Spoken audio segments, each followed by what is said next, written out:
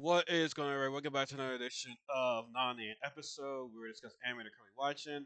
Today we're going to be talking about the last episode of Go Losing Rangers Season 2, Episode 12. Let's get right to it. And I liked how at the start of this episode we have Orbar. He was like locked up with trapped with the other monsters, right? And they're not attacking them, they're just watching, hearing everything that's going on, right?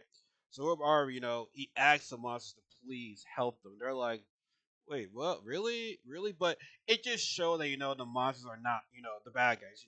The rough human right now. They're not even attacking them right now. They're just wondering what the hell is going on. So we saw that all the monsters were charging in at the humans, but we did see some of the unranked officials and some of the familiar faces actually attacking the monsters, which I feel was pretty cool. But the monsters actually not for correction the kaiju. Let's say the kaiju, but the monsters actually made a bridge for the humans to cross, get them across safe right there. I thought that was pretty cool. And, you know, that's Messiah. He did like what he saw. And he's like, yeah, we should work together, guys. This is what I want to see. Humans and monsters work together, right? Monster was like, yo, you're too effed up, man. We don't F you right now. You're going about this way too far with this shit right there. So I thought it was pretty cool that, even the monster, that Messiah was supposed to be, helping out. They even said, yo, bro, even you are effed up right there. Like you were fucked up, right? So another thing that happened, the biggest reveal was, Uskaba, right? You know, she was over here, uh, telling her father, well, no. She was they called her Angel, right? Because that is that the monster inside her, right? So she's actually attacking, right? And she's actually choking Yamato. Yamato's like, well, why did you save me? He's like, we see a flashback effect, of the Uskabo, helping him when that monster's getting ready to attack him, right? And, this gives Iskabo to her senses, right? And she tells her dad, Dad, can we please work together with the humans right there? Let's just get rid of the Dragon Keepers. And that's like, yeah, because really it's the Dragon Keepers. They're the ones that are really like the main primary bad guys, right? It's not the humans.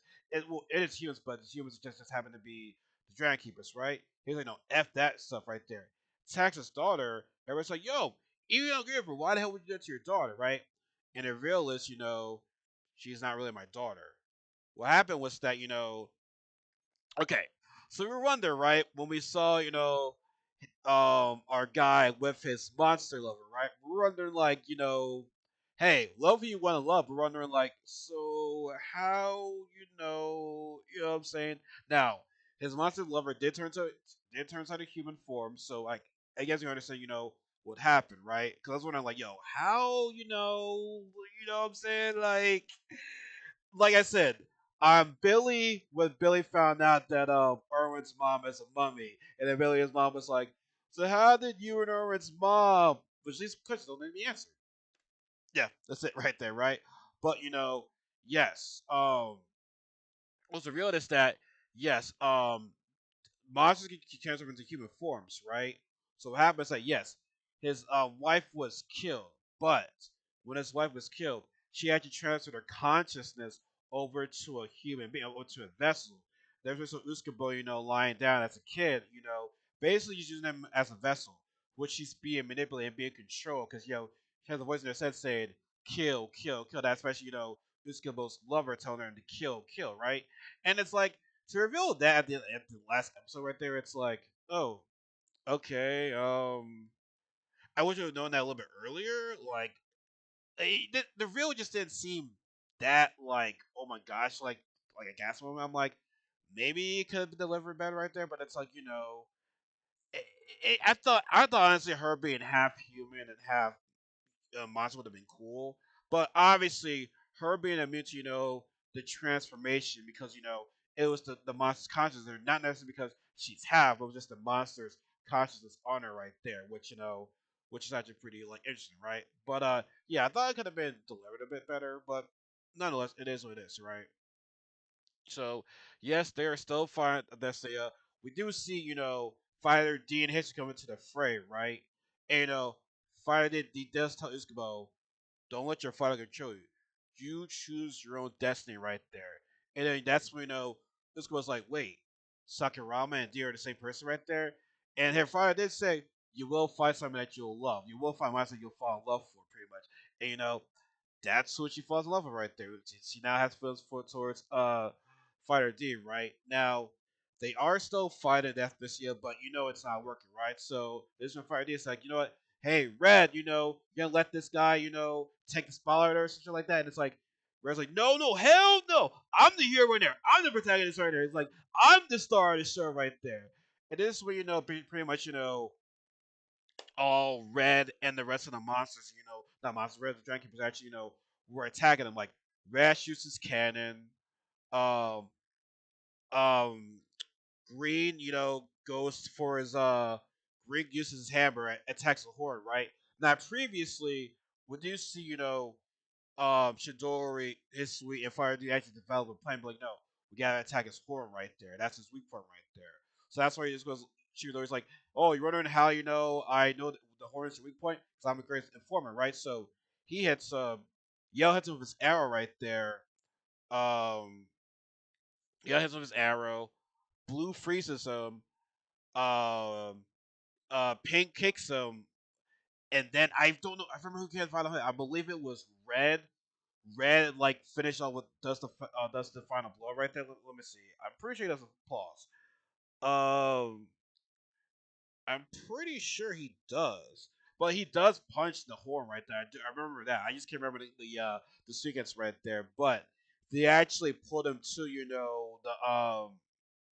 the cage, and Friday was the last person to actually push him into the cage right there because now the goal. Okay, I don't know if it's anticlimactic at all, but they pretty much trapped Fighter D and the Messiah in the cage, right? Because they said, we know we can't find a way of stopping you, so we're gonna trap you in here so you can actually die from starvation.